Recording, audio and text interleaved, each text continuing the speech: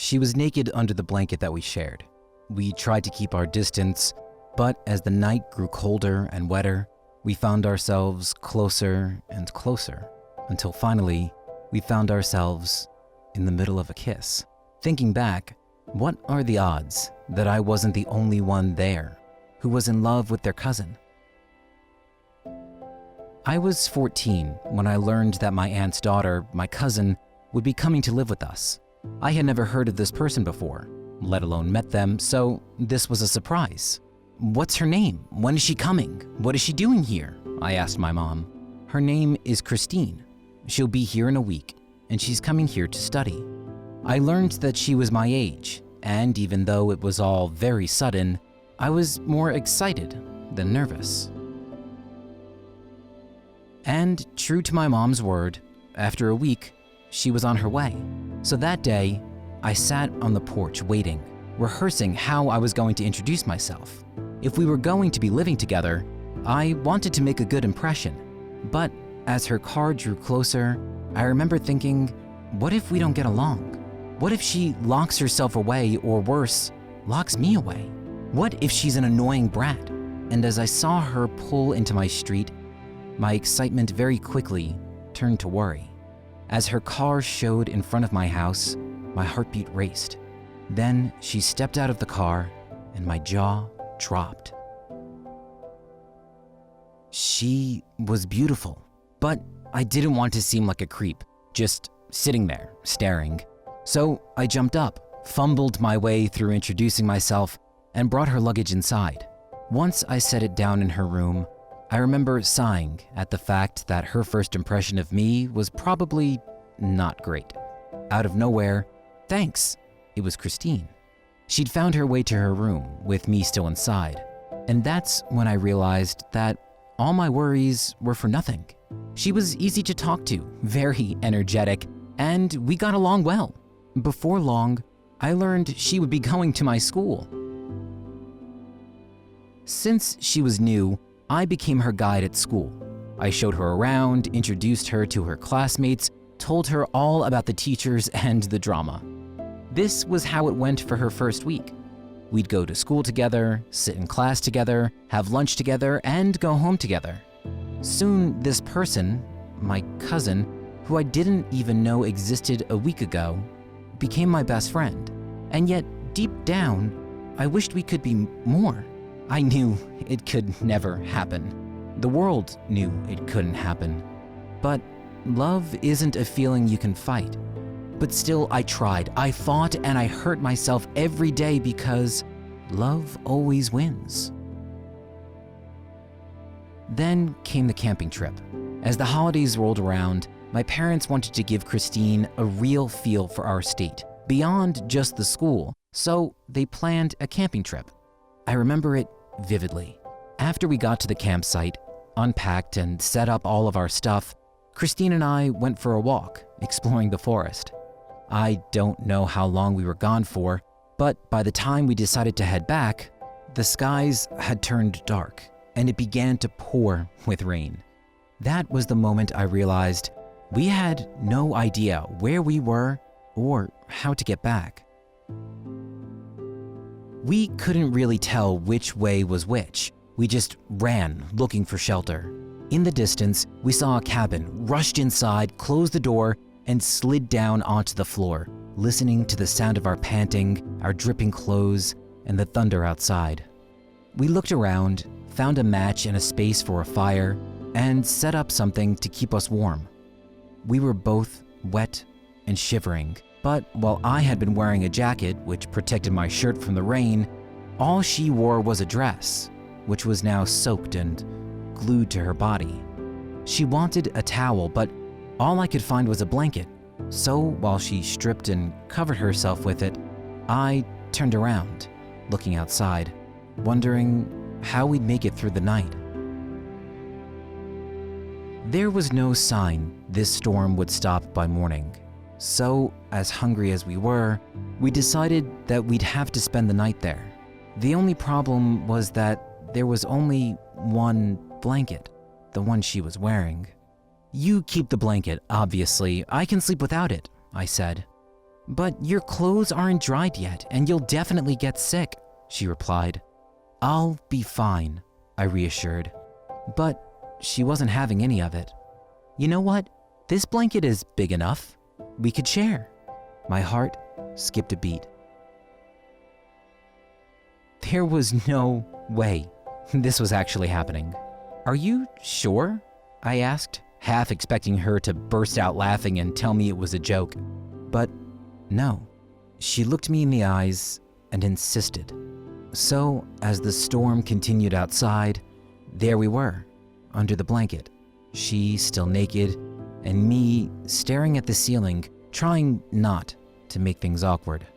I can't sleep, but I try anyway. I remember closing my eyes, then feeling a shuffle in the blanket.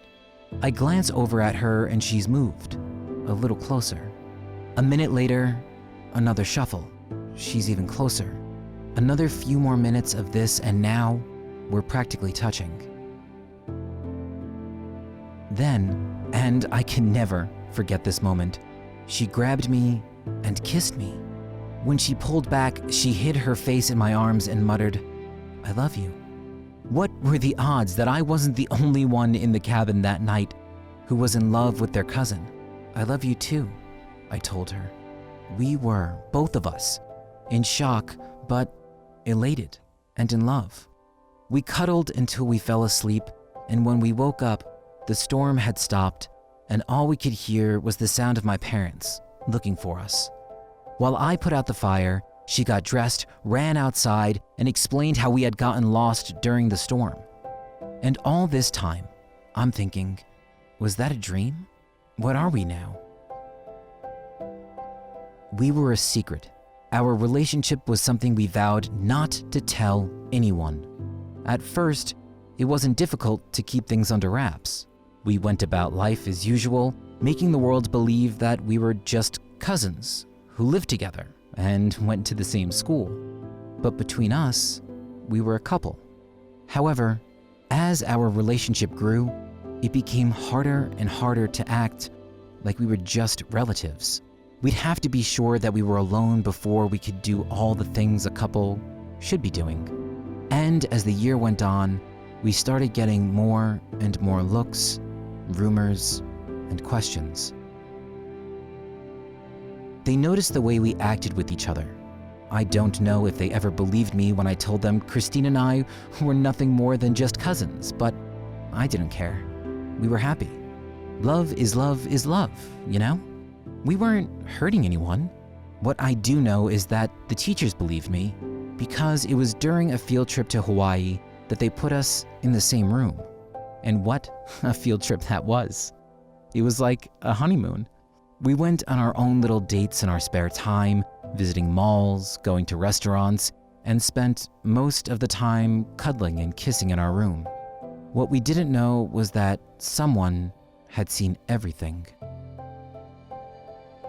We spent 5 days in Hawaii. It was there that I held her hand for the first time, bought a girl jewelry for the first time, and spent the night together for the first time since that camping trip. I don't think we had never loved each other more, but all good things come to an end. After the trip, we went home and had to go back to pretending we were friends at best. And it became harder than ever because we had gotten a feel for what life could be like if we didn't have to pretend. And it was on our second day back at school that we were both suddenly called to the principal's office. As we sat down in front of him, he looked at us both, worried. He told us he'd heard rumors around the school about us and wanted us to make things clear. As usual, I told him we were nothing more than cousins, a line that I said so many times I might as well have believed it. But our principal, he wasn't impressed. From his drawer, he pulled out a picture and put it on his desk in front of me and Christine. It was a picture from Hawaii, a picture of us kissing. Our teacher had hired a photographer to take photos of the class during the trip. He told us this as soon as we landed in Hawaii, and we had forgotten. So now, Sitting there in front of the principal, one thing was clear. My parents were going to find out. Sooner and not later. At this point, our principal wasn't upset because we were together. He was more upset that I lied. He told me that I could love anyone I wanted, that we could trust him to not tell anyone else in the school. But he had to tell my parents. I wanted to beg, to cry, to let us tell them when we were ready. But he believed they deserved to know, if they didn't already. For the rest of school that day, we couldn't focus. We couldn't stop thinking about what would happen. Would they split us up? Send Christine back? We wanted answers to these questions, but all we got when we got home was silence. We knew they had gotten the call, but they didn't talk to us about it or about anything. What's clear was that they weren't happy about it. They didn't ask us about school, didn't look me in the eyes, and didn't tell us we were going to Grandma's that night. Looking back now, I think they were still in the middle of processing it. It was a long drive to Grandma's, made even longer by the fact that no one said a word the entire time. Then, after dinner, as my parents helped clean up, Grandma pulled Christine and I aside and asked if we were in love. What? Did Mom and Dad say something? But no, she could just tell by the way we looked at each other. What does that even look like? Christine asked. We were both on our toes, making sure we didn't slip up and tell Grandma something she wasn't ready for. But then she revealed, the way you two look at each other remind me of how your grandfather and I looked at each other. He was also my cousin. She hugged us tight and told us what we already knew. If this love only makes the world a happier place, then we'd done nothing wrong, and there was no need to worry. During the drive back, in the back seat, we held hands, knowing that whatever happened next, we had done nothing but love each other, and that Grandma would be right there to support us. And when we got home, Mom and Dad took us to the living room and told us they would too.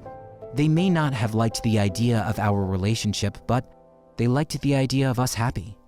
Thanks to their support, now, 2 years later, we're still together, still happy, because love isn't something you can fight, because love always wins.